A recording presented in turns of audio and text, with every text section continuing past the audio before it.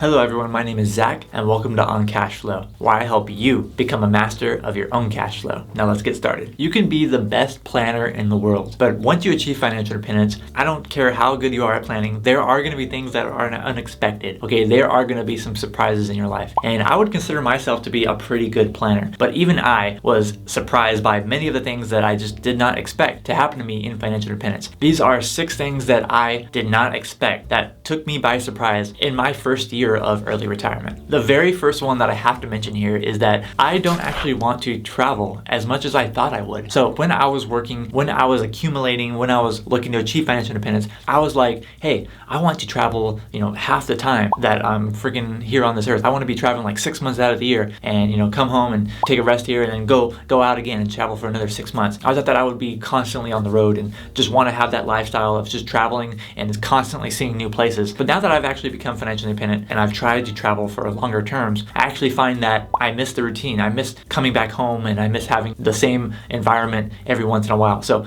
I do like routine and I do like breaking my routine, but also I don't like being constantly on the road for a super large amount of time. So I don't actually want to travel 6 months out of the year like I thought I would. Now it's more like, travel for 1 month at a time, come home, spend a few months at home, and then maybe go out and do it again. So a lot less than I originally thought. So I thought originally that I would be traveling all the time, that I'd want to just have a constant nomadic lifestyle, but I just found out by actually doing it, by actually traveling for an extended period of time, it just wasn't for me to have that super long-term travel lifestyle, like constantly on the road. And that's something that I think that you should actually keep in mind. You might think that you want to travel for super long periods of time, especially if you're still working. You might actually only get like 1 or 2 weeks off at a time in order to go travel, and you might be like, oh wow, I just want to travel so much more. Maybe you do want to travel so much more, but also once you actually are doing it, once you go and you actually take a whole month trip overseas, you're gonna maybe realize, like I did, that hey, maybe the constant travel is not for me. Maybe it's more like every once in a while kind of thing. So now I do travel a lot less than I thought I originally would. So that did definitely surprise me.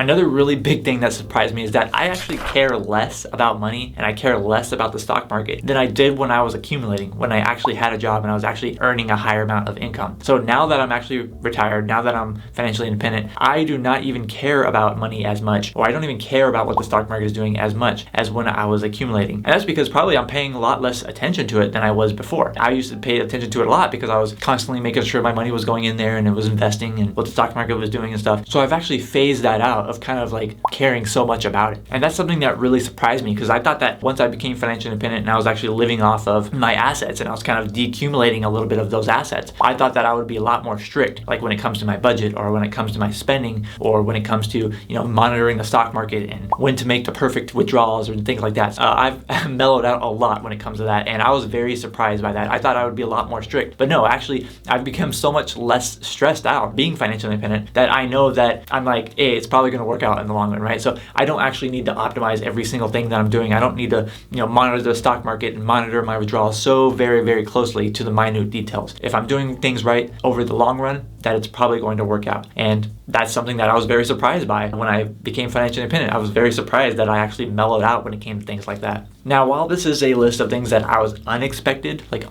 surprises that I have faced, there is one thing that you absolutely should expect, okay? And you should expect this to happen every single video. You should expect me to ask you to like this video, because if you're liking this video so far, then please make sure you like the video. It really does help me out and I really do appreciate it. So expect that to happen every single time. But getting back to the unexpected, one thing that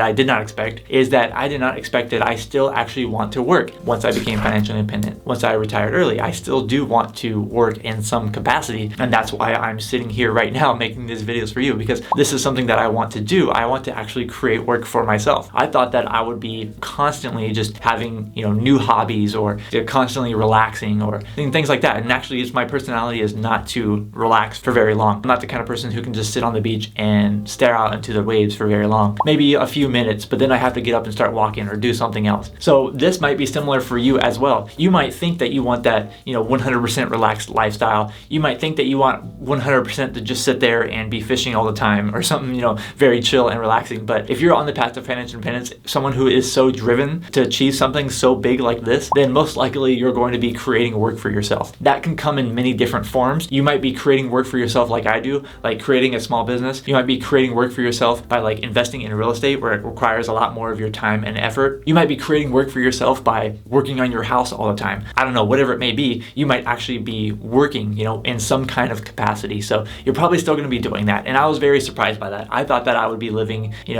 chill, like laying on the couch all the time, but then I realized, I don't like just laying on the couch all the time. Maybe for a few hours at night, but not all the time. I just can't do that. You will probably still create work for yourself if you're someone who is driven on the path to financial independence, and that was very surprising for me. Next up at number 4, I was really surprised how important social interaction is. I didn't even realize that I got all my social interaction just from, your regular kind of middle-class American lifestyle. When I went to school, I got my social interaction at school. When I was working, I got my social interaction with coworkers. And now that I don't really have those, I don't really have that school setting, or I don't really have that work setting. Now that I don't have those, I have to find other ways in order to kind of like fulfill that social need, because us as humans, we are social creatures. We do actually need social interaction. As much as you might be an introvert like I am, I'm very introverted, I still need some social interaction. And you're probably going to need that as well. And so we have to find ways in order to fill that social interaction. And it's going to be a little bit more difficult, but it's not impossible. It's very, very possible once you become financially independent and once you retire early, because you might not have that traditional work setting. So you're going to have to fill that need. That is very, very important. It's something that I did not expect when I was first looking to retire early. I did not expect I would actually have to work this hard to kind of like fill in that social interaction, that social need.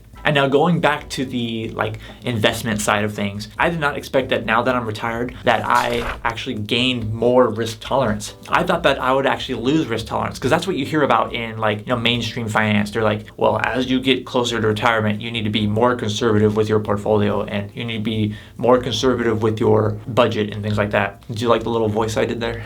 It probably wasn't even that different than my regular voice, but one thing that I am really surprised at is that I actually do have more risk tolerance than I did when I was actually working and accumulating. Before, when I was working and accumulating, I was like, I need to have this amount of money saved up. I need to save at least 50%, 60%, 75%, and I need to put it in every single month. And I need to optimize every single thing so that I can achieve financial independence. But now I'm a lot more mellow and I'm a lot more laid back when it comes to that kind of thing. And I think I actually have a higher tolerance for risk. I'm willing to try new things. I'm willing to put a bunch of hours into working on a YouTube channel that teaches people about financial independence and personal finance. I'm willing to take on more risk and try to create other projects for myself. I'm willing to, start a partnership with someone and invest in real estate. There's all these kind of things that I'm actually more willing to do because I somehow have gained a higher risk tolerance, even though I'm financially independent and I'm retired. And I think it's because now I do have that financial backing behind me. So I have something to kind of, how you would say, fall back on. But also it means that I'm able to take on more risk that could lead to much higher rewards than I would have been before, when I was just so focused on getting to that number, or I'm so focused on, having that savings rate or whatever it was. So that definitely did surprise me.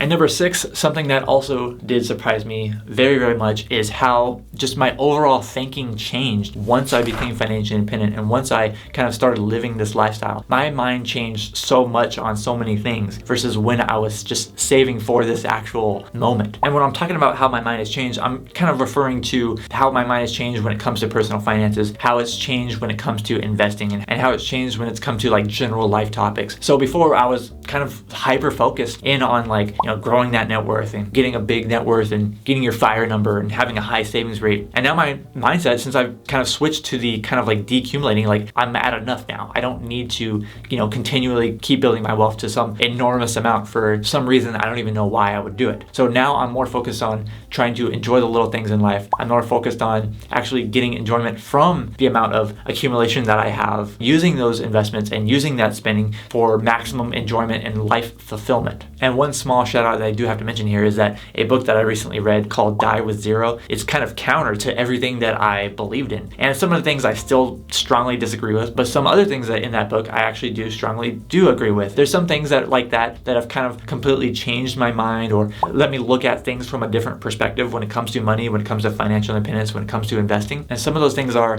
things that I'm actively seeking to try to see what the counter argument is. What is the other side of the coin? what is the other side that I can view here and see if I could take the best from both worlds or take the best from multiple different angles of whatever it may be. So that is one thing that definitely surprised me, how my mind, when it comes to money, how it changed, how my mindset changed once I became financially independent. And like I said before, no matter how good of a planner you are, there are going to be plenty of things that you do not expect once you reach that ultimate goal of financial independence. There are going to be things that you were like, wow, I did not know this was going to happen, or wow, I didn't know I would feel this way now. And that's why, if you haven't already, you need to watch this other video that I created, because I created a guide on what to do after you achieve financial independence. And I think even if you haven't actually achieved it yet, you should still watch this video so you know what to expect. It'll help you plan for the unexpected a little bit more. Now again, you can't plan for everything, but you should still definitely watch my full guide on what to do after you achieve financial independence. Thank you so much for watching this video. I'm Zach from OnCashflow.com,